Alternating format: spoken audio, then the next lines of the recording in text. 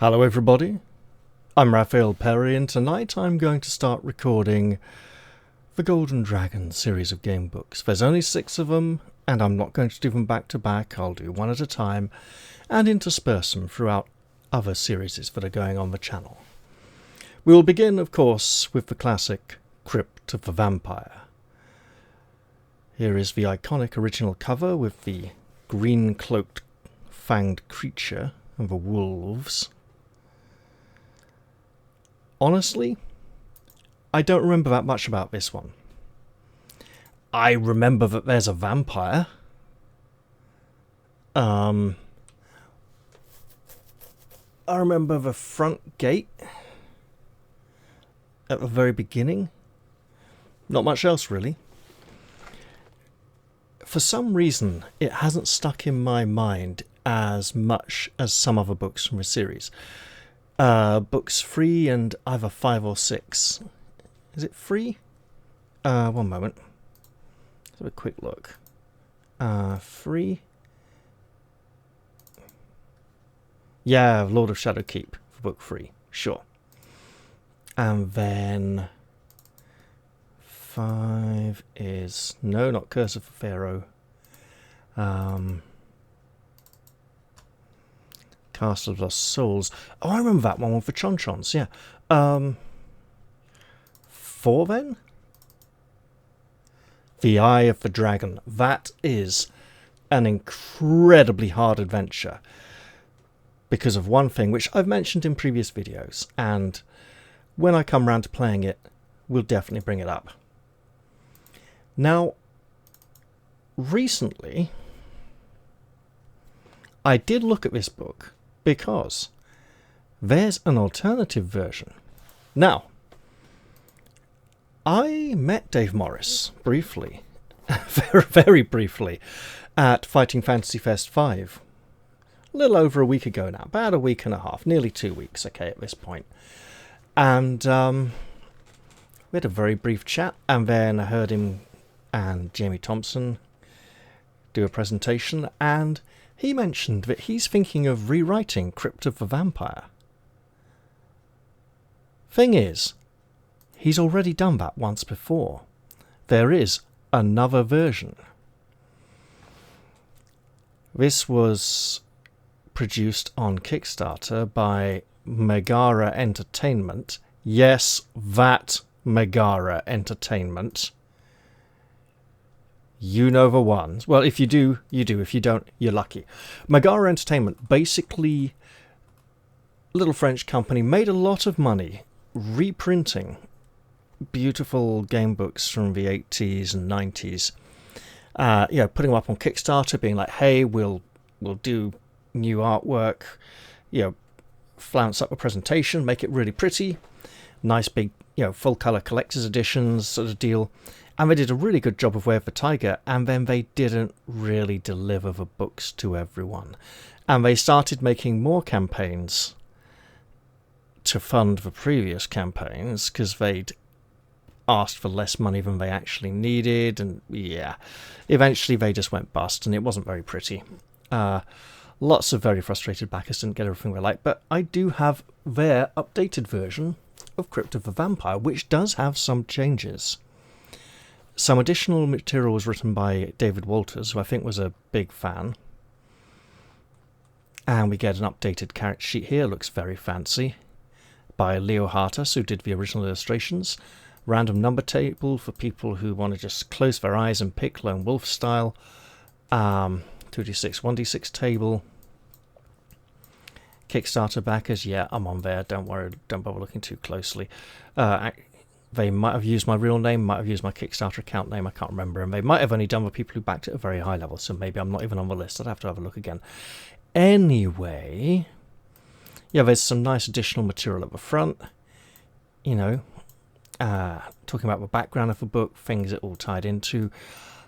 And so I looked through this one, because it's different, right? There's some additional material, and I reckoned, for this series, I'll go with the classic, the original version, because it's the one that people know, and because not a lot of people have access to this version. And if there's going to be a third version forthcoming at some point in the future, maybe that'll be worth looking into as well. There we go. Here's some extra stuff.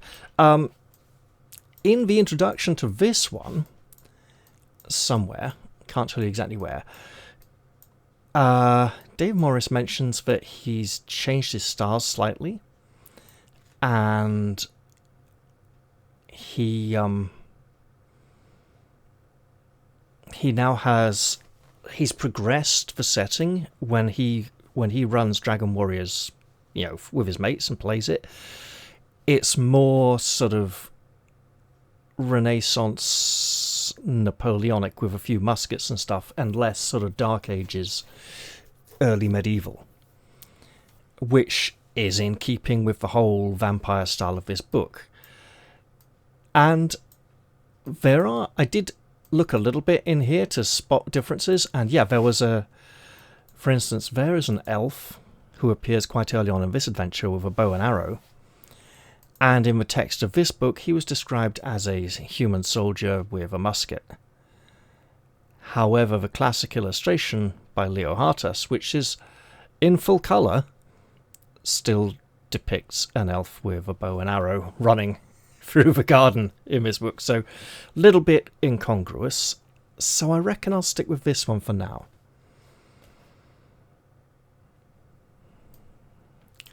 Let's get into it. Back in the day, I had book 3. The Lord of Shadow Keep. I had a friend who had books 1, 4, and I want to say 5 or 6, I can't remember. We swapped books back and forth a lot over the years. At one point, when we were teenagers. So I had played quite a lot of the series by the time I was able to get hold of the PDFs, possibly even all of them, actually. As I said, 2 or 3 of them stuck in my memory more than the others. Let's get into it. Imagine how it would feel to be Indiana Jones, or Conan the Barbarian, or Luke Skywalker. Rather than merely sitting back and watching the adventures of these heroes, you could actually experience the thrill and danger at first hand. All that would stand between you and certain death would be your skill and daring and the decisions you made. In Golden Dragon Fantasy Gamebooks, you are the hero. You are a skilled adventurer who has roamed over much of the known world. In your yearning for constant challenge and the excitement of battle, you have fought goblins, giants, trolls, ogres, dragons, evil wizards, and many other strange and terrifying opponents. And you have always won. The years of adventure have honed your reflexes and fighting skills so that few men can stand against you in single combat. To determine just how good an adventurer you are, you must use the dice. Remember, die is singular, dice are plural. Now, I have a character sheet from when I played this, or was planning on playing it, years ago. And for some reason I called the character Alicia Felbane. Now, why is that? Well, it's a vampire story. It's a horror story. We want the character to have a feeling of vulnerability. So, to be strong, powerful, we want the character to be competent, but vulnerable. And I decided the feminine touch might add a little bit of that. This wasn't entirely sexism. I have here, beside me, a copy of Fighting Fantasy Book 58, Revenge of the Vampire. There is an encounter in this book with 2 vampire brides of the main vampire villain. They can be fought and defeated. The fight is in a bedroom, and upon defeating them, we are directed to section 353. At which point, and I'm going to not read the whole thing, In their over-decorated, rather lurid chamber, you find a third woman sleeping on one of the silk-covered beds. There are bite marks on her throat. Now, she may be a vampire too, for all you know. They do feed on one another when desperate. But she may be an innocent victim, kidnapped perhaps, and it would be cowardly and it would be a cowardly and terrible thing to leave her here at the mercy of the Count's evil servants. You can leave her there or try and wake her up. If you wake her up, we're directed to section 16. You shake the young woman and splash some water on her face. She wakes up slowly and you reassure her that you are not one of the castle's evil occupants. She says that she is a warrior herself, Vantian from Galantaria, on her way to the port of Arkleton in search of employment. She remembers walking into a mist along the road, then the swooping of wings and nothing beyond that. She is weakened, but you give her some of your food, subtract one from your provisions, and she rummages around in the room, coming up with her leather armour, shield and sword, which were stowed away under the sofa. Vantian will help you in the next 3 combats, and then next 3 combats you get into, after 3 combats have taken place, or when you leave the mansion house, if this is sooner, she will bid you farewell and make for Arkleton. You return to the main passage outside this room, turn to section 399. So, this character was actually inspired by Vantian of Galantaria, but I didn't fancy calling her Vantian, and I thought Alicia sounded a little more noble, and Felbane, she is the bane of many fell creatures that she has slain in the past. And here are some numbers I generated previously, and this looks like I didn't even start playing. Right.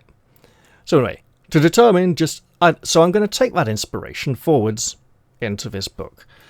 She will not be the character in every Golden Dragon book. Every adventure is a standalone adventure. I'll do a different character for each one, depending on the concept.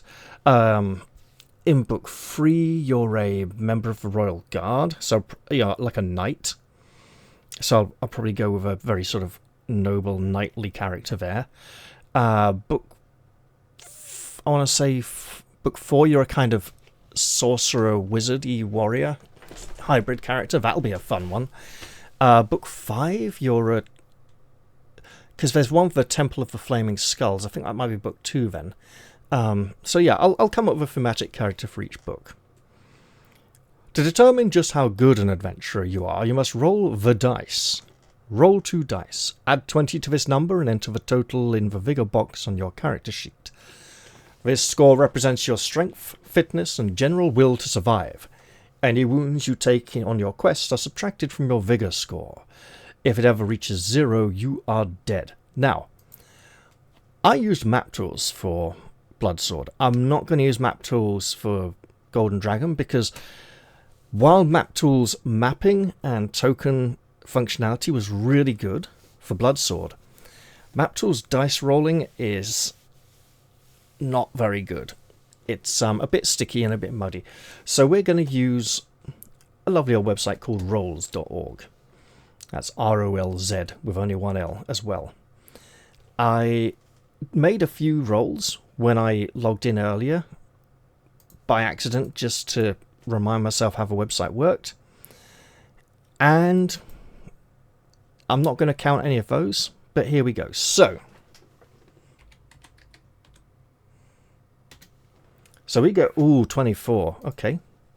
It's a number. We shall live with it. Roll 1 die. Add 3 to the number rolled and enter the total in your psi box. This is on your character sheet. The higher this score, the better you are at resisting spells cast at you and the more sensitive you are to psychic impressions.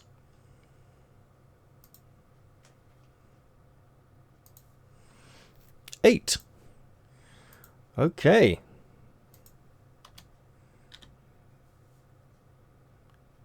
Wait, how did I get a 10? That's obviously dodgy. Right. Roll 1 die and add 3 to the total in the agility box. This score reflects how nimble you are. You will need a high agility to scale walls, leap across chasms, and so forth. Well, bop. Okay, 5. Wow. So Alicia Failbane puts great stock in her mental fortitude rather than her physical powers of durability, or indeed her agility. I imagine she's a stubborn, willful creature. Your name. Personalize your adventuring persona by thinking of a heroic name. You might call yourself Lucas Starkiller, or Sir Bergen the Bold, Lady Angela Centauri, or Li Chun the Black Dragon, or any other name you can think of.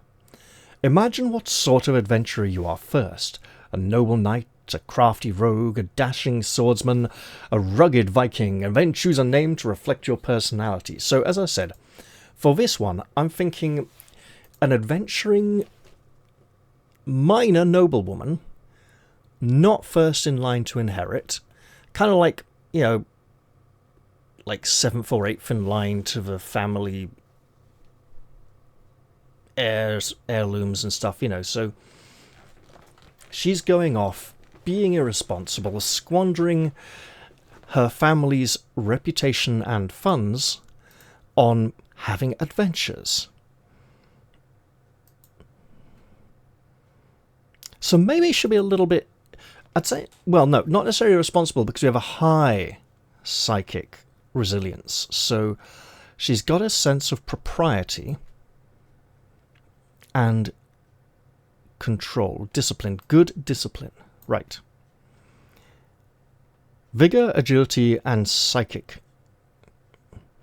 Your vigor will change constantly during the adventure. Every time you are wounded, in fact. You may find healing potions in the vampire's crypt. These will restore some of the vigor points you have lost owing to wounds.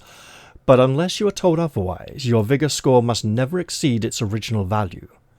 This is your normal vigor score, and you must keep a careful note of it. Your agility and psi are less likely to change, although it is possible. Spraining an ankle, for example, might reduce your agility by 1 point. A magic helmet might increase your psi. But as your vigor, your agility and psi must never exceed their normal scores unless you are specifically told otherwise, such as by wearing a magic helmet, which is giving you extra psychic ability you did not previously have. If I remember correctly, the psychic ability is used a lot less than agility in the Golden Dragon series. Some of the adventures barely use it at all. You can keep your scores on this character sheet in pencil so that they can be rubbed out for further adventures, or you may wish to copy it out each time. Bearing in mind the grade of the paper these books were originally printed on, you could use a pencil the first few times. With lots of rubbing out, it would wear through the pages pretty quickly, so you would probably have to start. You'd be making copies elsewhere pretty soon. And we have encounter boxes for opponent vigor. Now, it's not clear if that's a line to write the name of the opponent, and then track their vigor so you can remind yourself what you encountered, or if it's just a whole space for the opponent's vigor. Combat. How to fight the occupants of the crypt. Often, during the course of your adventure, you will come across a creature or human enemy whom you must fight. When this happens, you will be told to roll the dice. The number you roll will determine whether you wound your opponent or whether he or it wounds you. A typical entry might read like this. 87. The ogre hefts his axe and advances towards you. You have no escape route and must fight. Ogre, vigor 10. Roll 2 dice. If you score a 2 to 5, you are hit and lose 3 vigor points. If you score a 6 to 12, the ogre loses 3 vigor points. If you defeat the ogre, turn to section 45. Something I'm going to note here is that there is no skill level for the hero. The hero that you play the adventure with always has the same skill level in combat. And this chart, the numbers change. The better your foe is at fighting, more powerful quite possibly indeed, the higher you will have to roll to score a hit on it and not be struck yourself. So in this case, the ogre is a bit of a clumsy foe, not a particularly good fighter. odds are you're going to be hitting it most of the time and not likely to take much damage while defeating it. There aren't any sort of items that give you a boost to your combat roll or anything. It's just fixed combat stats for each fight. This is how tough this fight should be. This is how tough this fight should be. This is how easy this fight should be. At the start of every combat, you should note down your opponent's vigor score in an empty encounter box. You then roll the dice to see who has been wounded. If both you and your opponent still have vigor scores of more than 0, you must continue to roll the dice until the vigor score of either you or your opponent is reduced to 0, indicating death. Keep note of the vigor scores on your character sheet and in the encounter box. I don't know if it's possible to have more than 6 fights in this adventure. It probably is. I believe in some of the other adventures it might actually be possible to have less fights than there are on the character sheet. But hey, we've got a text file here with unlimited space, so yeah, sure, you know. Escape from combat. In some cases, you may start a fight and then find yourself losing badly. If you are told that you can flee from the combat, then you may choose that option. Your opponent will, however, attempt to strike at your unguarded back as you turn away.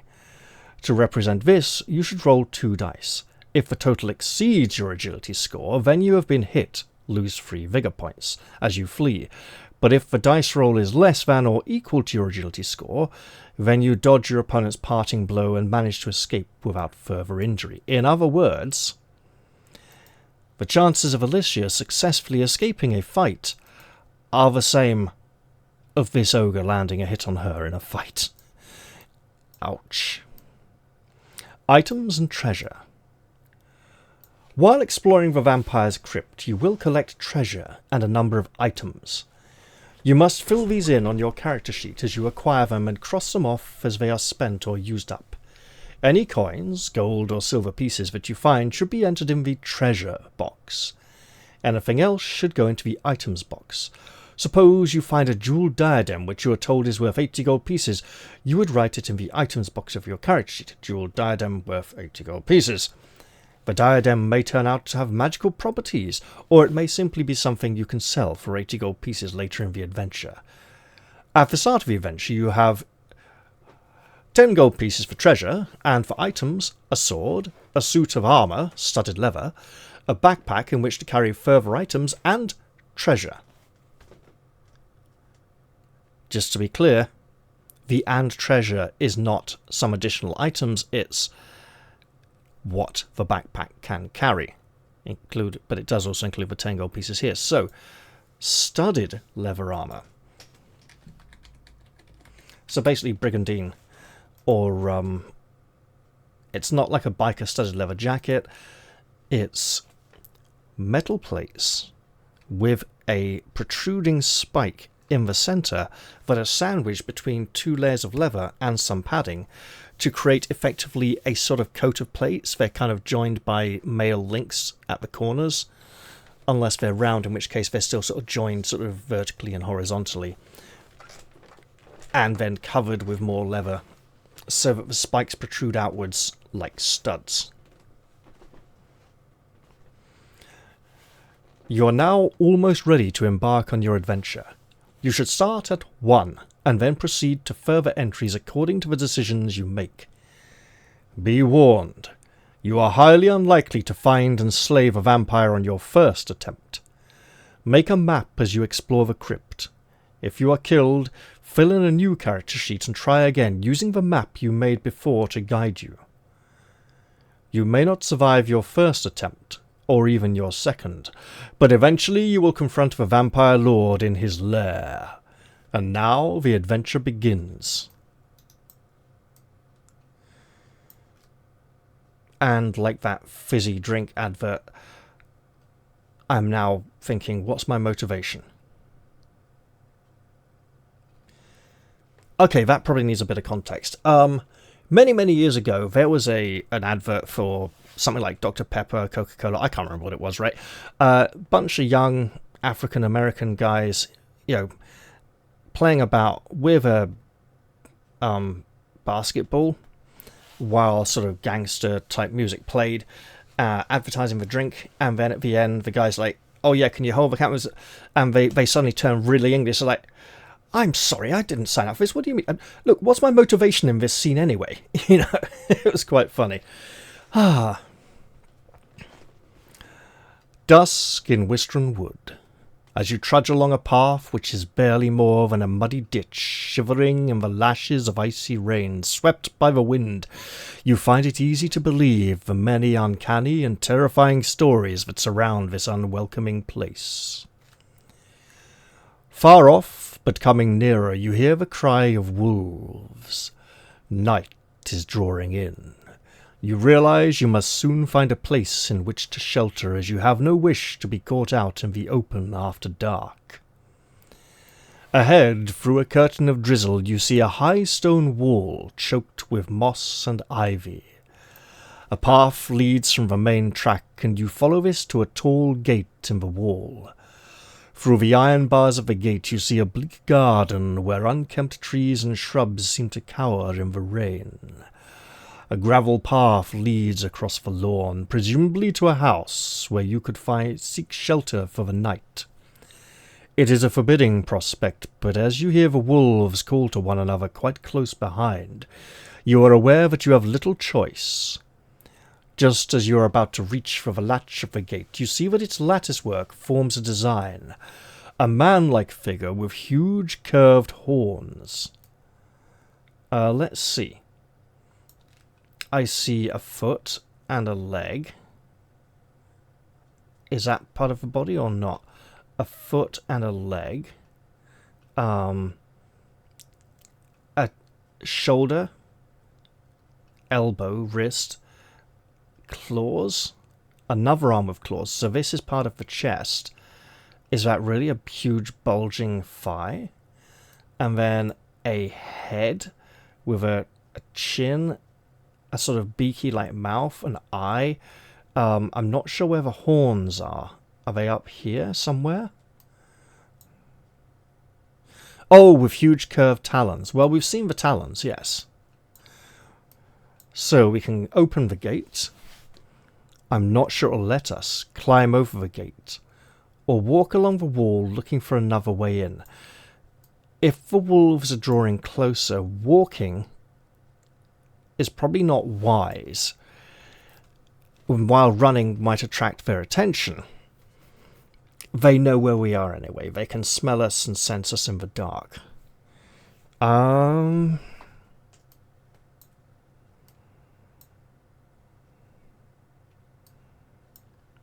gate does not appear to have a lock.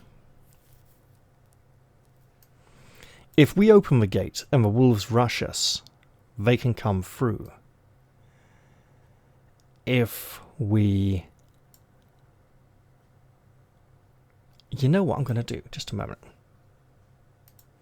I is going to be sneaky. Open the collector's edition, bearing in mind that it will be somewhat different. Where are we? Here is our colour gate image. There we are. See, so there is a bit of a face, clawed hands. That is a huge bulging thigh. Okay. Yeah. But yeah, I'm not seeing a gate. There may be a lock. There may be a bolt or bar on the inside.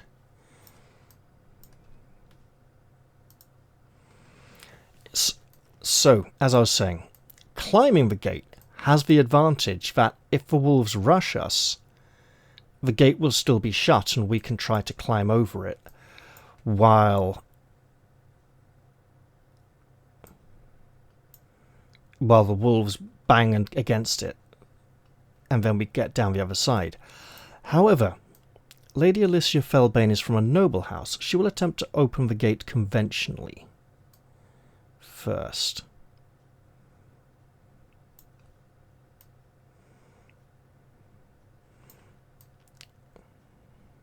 Okay, that image is not for this section. As you turn the latch, there is a harsh, grating sound. With a sudden shock, you realise that the iron figure is stepping out of the latticework, which means there'll be a great big hole in the gate. You draw your swords as it moves towards you. With its raking claws, it is a frightening foe, but you are determined to get past it. The gatekeeper has a vigor of 12. Well, let's just mark that down.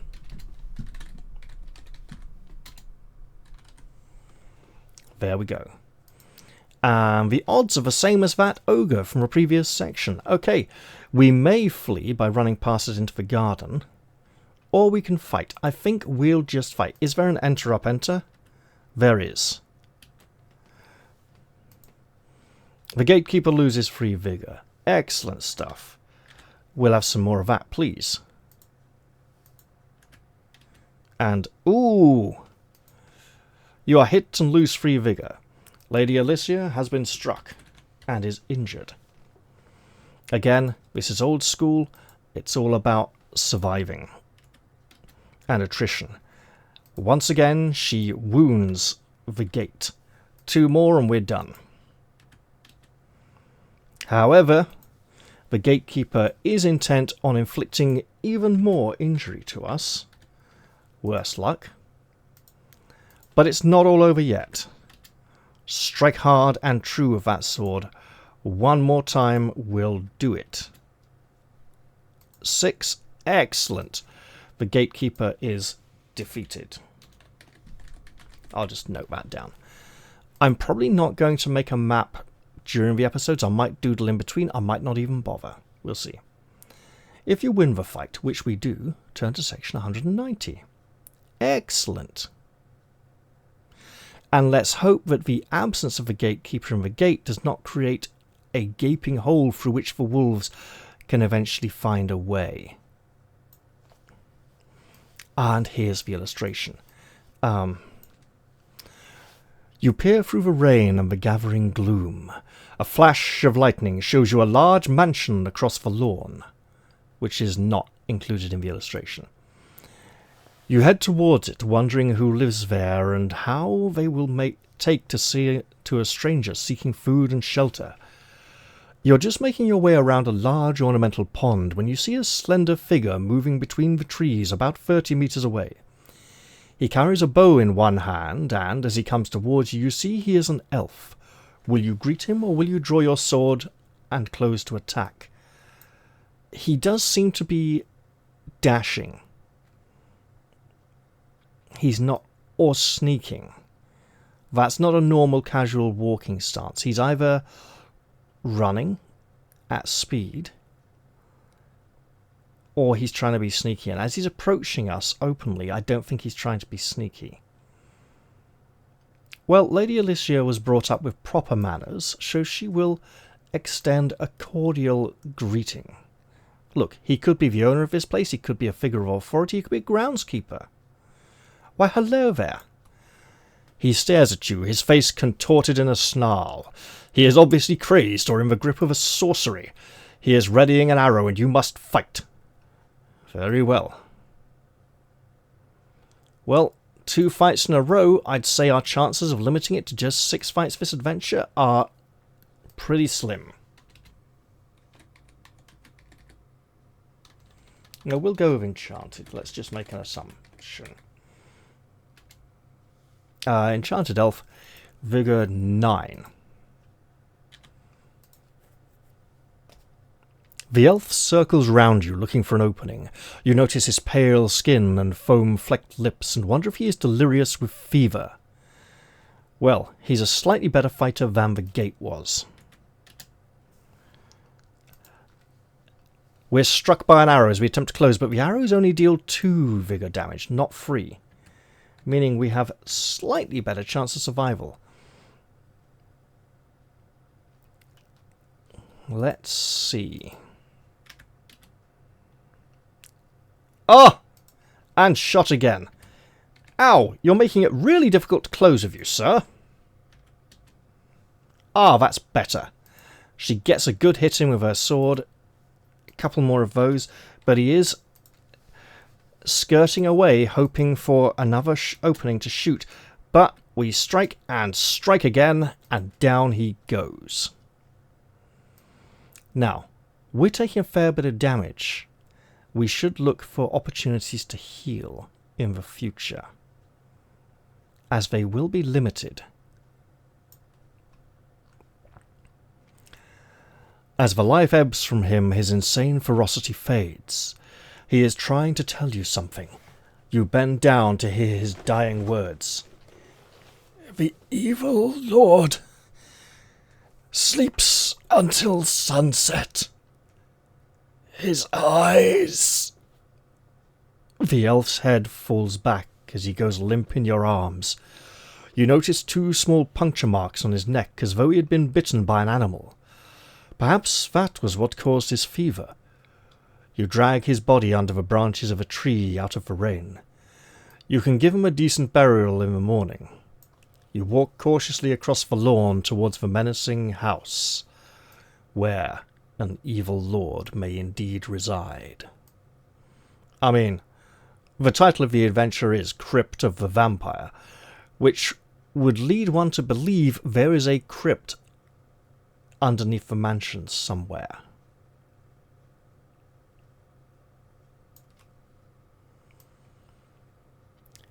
It is now dark, but you cannot see lights from any of the windows.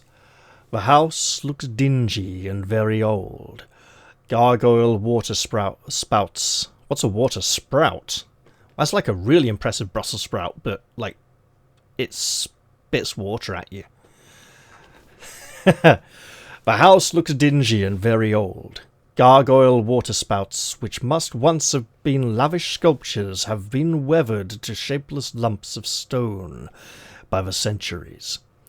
The narrow latticed windows remind you of eyes, and it is not the icy cold which makes you shiver now.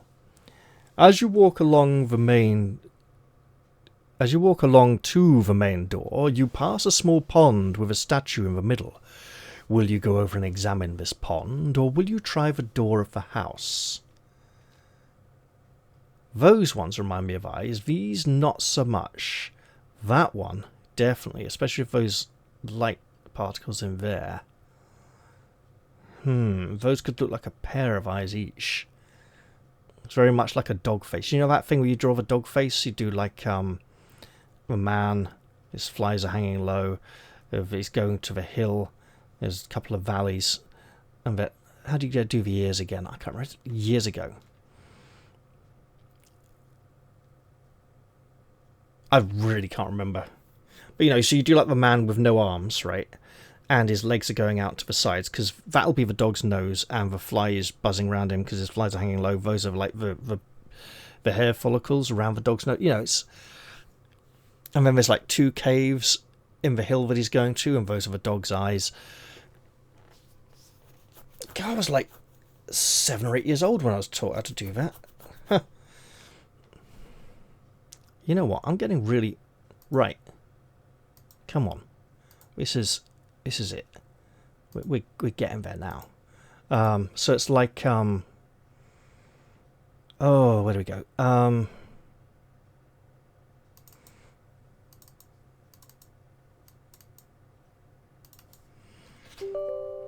I know. Bit of a diversion. If any of you have done this before or remember how to do it, feel free to make a note in the comment section down below. Come on, you. Come on. Right. New. Don't matter what size it is. Bloop. There we go. Right. So, it's like... let's... So, there's a man. There's his head. He's got no legs. His flies are hanging low, so there's lots of flies around him. Alright, buzzing around him. He goes on a walk, and he goes to a big hill, and there's like 2 big caves in the hill, right? And then you do it like that, you know. And there's like a couple of valleys or something, you know, that connect up like this, obviously. And then there's these loopy bits that you do for the dog's ears, and then you got a dog's head. Any of you ever learn how to do that as kids? You know, anyone ever show you? There's like a little story that goes into it to help you, to remind you how to draw it.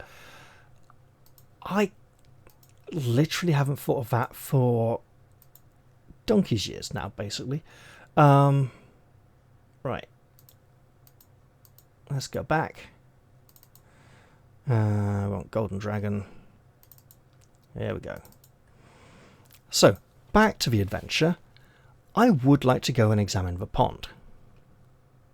So let's do that.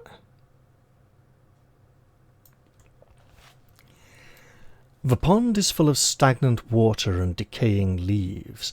You also notice a few coins half buried in the mire at the bottom. Do you wish to throw some coins in? If so, decide how many you are throwing in. If you would rather reach into the murky water to gather some of the coins, you can see here. That's probably not a good idea. If you decide to ignore the pond and try the door instead. Okay, so traditionally for a wishing well, you toss in one coin and make a wish. But Alicia's posh and from a wealthy family, so she's going to toss in 2. Also, because of the whole thing with, like, you know, Chiron taking dead people across the river Styx, and the Greeks putting a coin on each of the person's eyes so they can pay the 2 coins to the ferryman. Right, so yeah, we'll go 2 coins.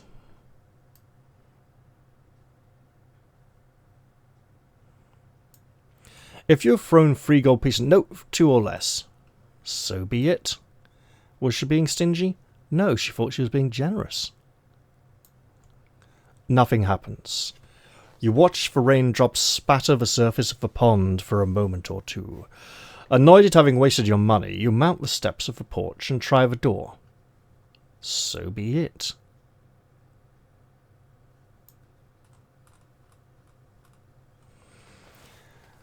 To your surprise, the door is not locked.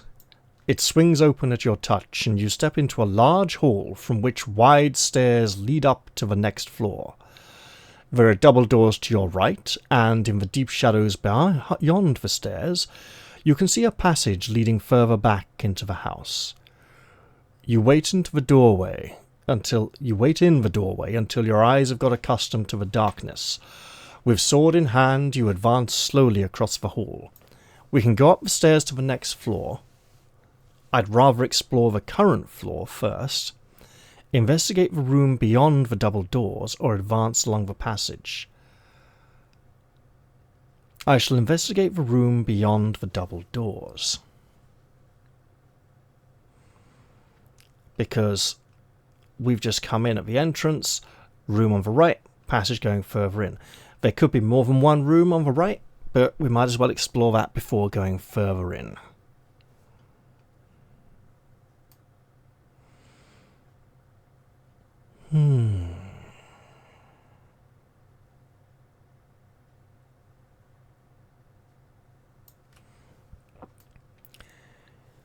You walk into a long, drafty room which seems to be a study or library. There is no fire, although there are logs in the grate. However, try as you might to get a good blaze going, you cannot get the logs to burn. You are so cold and damp that you cannot stop your teeth from chattering as you continue on to the far end of the room. In the darkness, you blunder into a desk and almost knock something over onto the floor. Feeling this object, you discover that it is a lantern. It is with considerable relief that you can light the lantern and hold it up to dispel the shadows. Write this item on your character sheet. A lantern we already have. Oh. Were we not supposed to have that? Let's see.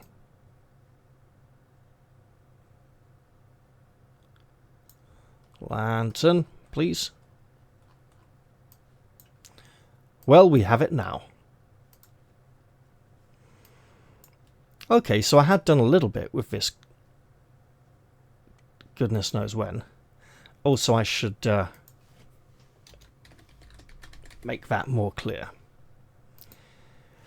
You now see that there is a strange chair of intricately carved ivory next to the desk.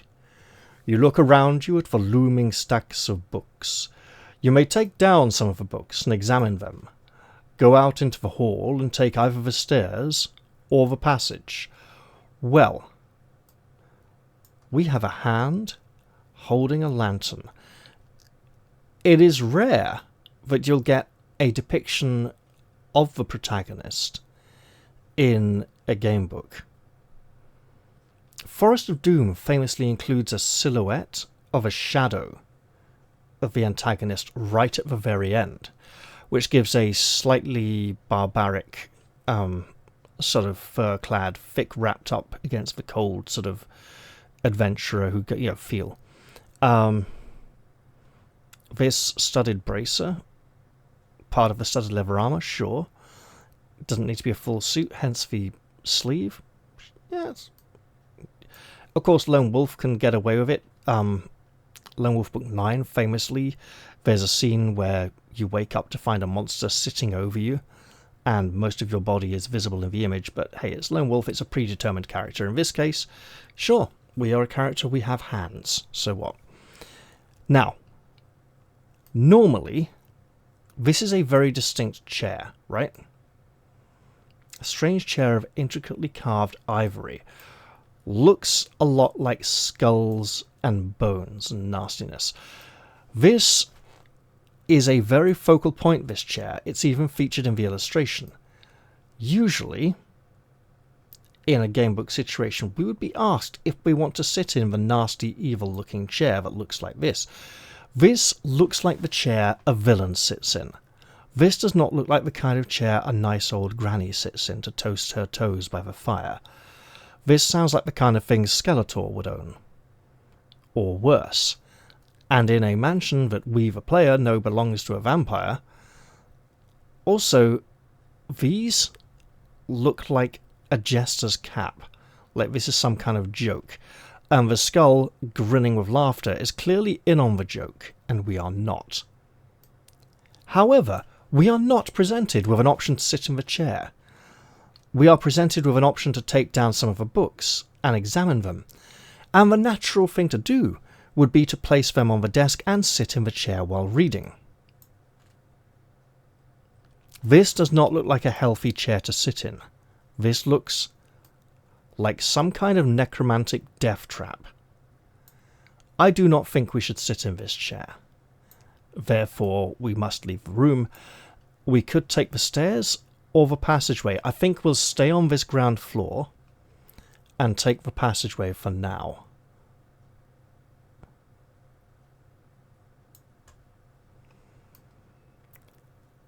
And while we may have possibly had an opportunity to regain a little vigour sitting in the chair, I do remember that illustration of the chair from many years ago. I don't particularly remember the encounter or, any results of sitting in it, but I remember it looking like a big nasty evil skull chair. The passage is panelled in a hard red wood which has been deliberately broken and splintered in places. You are wondering about the reason for this when you notice you have drawn level with a narrow doorway in the right-hand side of the passage, again on the right-hand side. I wonder if the left-hand side is the external wall of the building.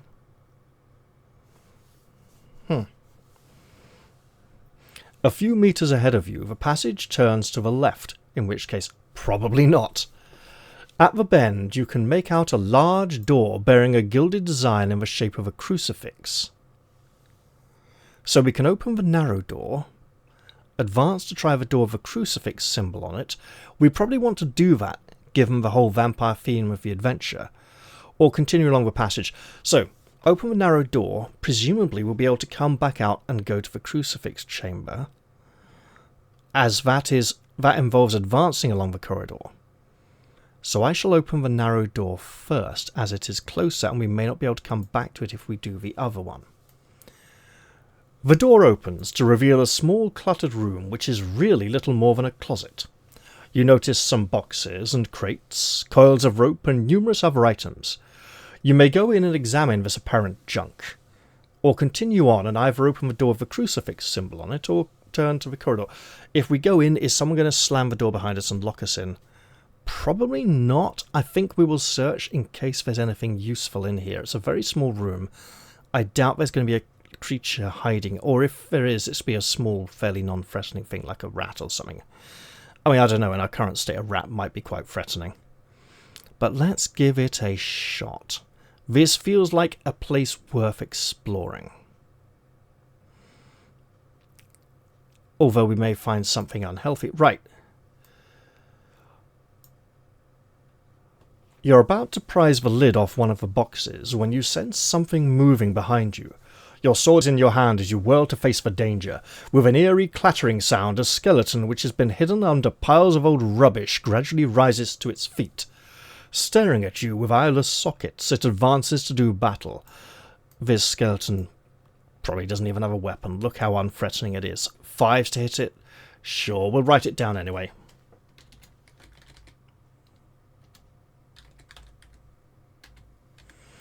Okay, 5 plus twice. I think we can do that. Watch as it absolutely mullers me. 6, 12. Defeated. Fairly non-threatening. If we win, we might want to run away from this. If we're heavily wounded from our previous encounters, sure. But again, remember, we have a static combat skill value. And our foes are relative to that. It's a bit like the combat ratio in Lone Wolf, where you work out if your combat skill is higher or lower than the opponent. And then you're just rolling based on that. I've seen the name Tenebron twice here. I suspect it's something to do with the vampire. Let's overlook that for now. Defeating the skeleton means we can safely continue our search, hopefully. The skeleton is a broken heap at your feet. Your search of the room is now more thorough than it might have been. It occurs to you that the skeleton was probably set here to guard something. At last, brushing the cobwebs from a shelf at the back of the room, you find a golden helmet. Do you want to take this? If so, you know what? It was guarded, so I'm going to presume it's not a trap.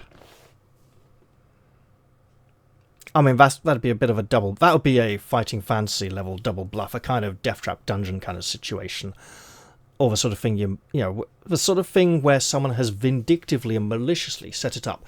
By which I don't mean Ian Livingstone, I mean Baron Succumbit. Right, so... Golden helmet, let's hope it's not really bad. The golden helmet fits you perfectly. You lower the visor and return to the passage. Okay, nothing specific yet.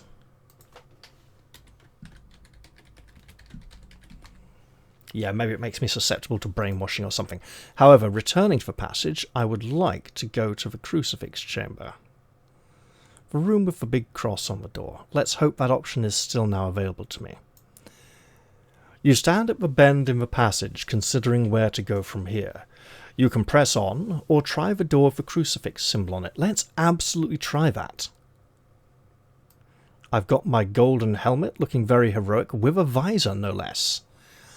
I'm not sure it's a full head helm. I'm feeling it's like a sort of bassinet or something. Or like a... Almost like a... So, I had it. It was on the tip of my... I know what kind of helmet I'm thinking of. It's got the bit at the back. Ends with a silent T, very French sounding. So I'm thinking a bit like that, but not quite. Kind of like a motorbike helmet sort of thing. In this instance, not the one I'm thinking of. Is it like a... I know it's not a gorget, because that's like a chin piece of armour and neck piece of armour.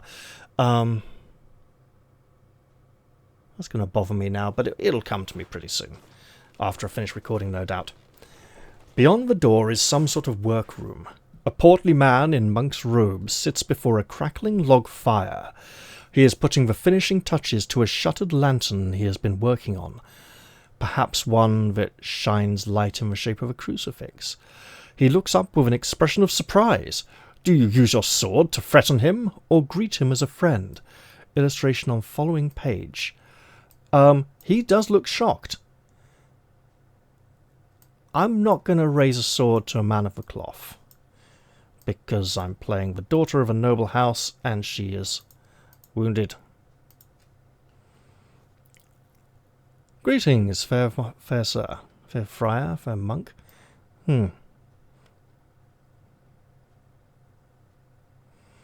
Have no fear, I mean you no harm. The monk takes you over to the fire, so that you can warm yourself while he bustles about fetching hot broth and a cup of herb tea. As you set about devouring this, the monk goes back to working on his lantern, content to wait until you have finished. Restore 3 vigor points for the nourishing meal, but do not exceed your normal vigor score. No fear of that.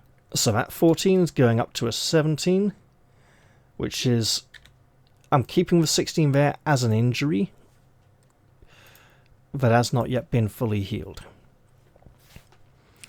Seeing that you have eaten your fill at last, the monk turns to speak with you.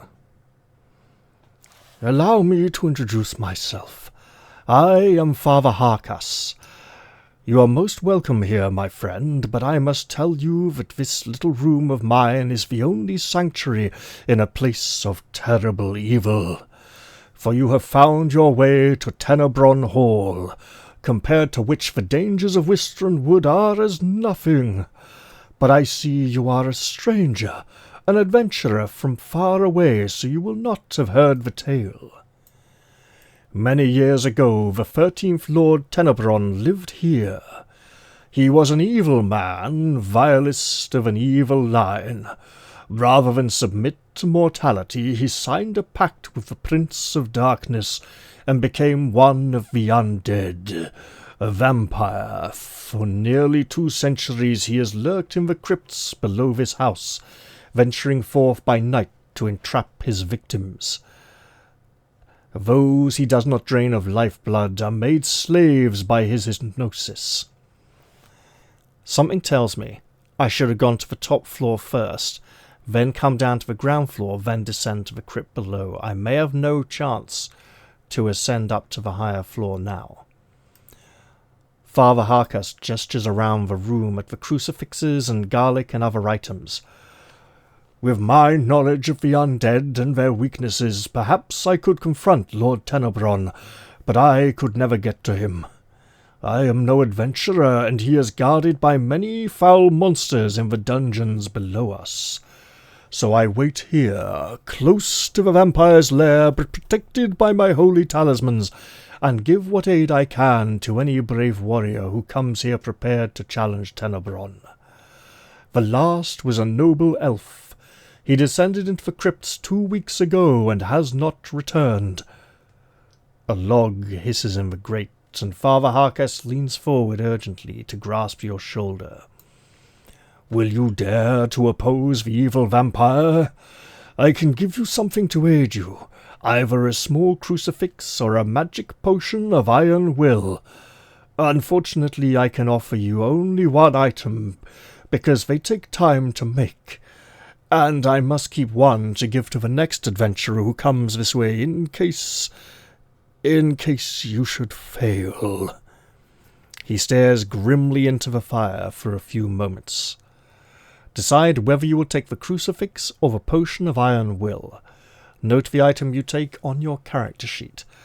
I'm going to presume that this priest is honest and genuine and means well, and that both his items are genuine and aren't fakes and will work. The potion of iron will is likely to protect us from the hypnosis, and it's possible we may be able to do without it with a good psychic ability, but by no means guaranteed.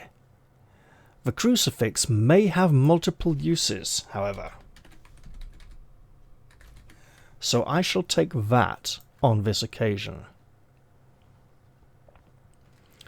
As you're about to leave, Father Harkas hands you the lantern from his workbench. I have one already. Remember to write this on your character sheet. He wishes you luck in the adventure ahead. You thank him and make your way along the passage that leads to the dungeons, so we really don't get to go to the top floor. Okay. Well, with that in mind, I have a feeling that I've been playing for a decent length of time, and now is a good time to end the episode. So I'm going to call this one here.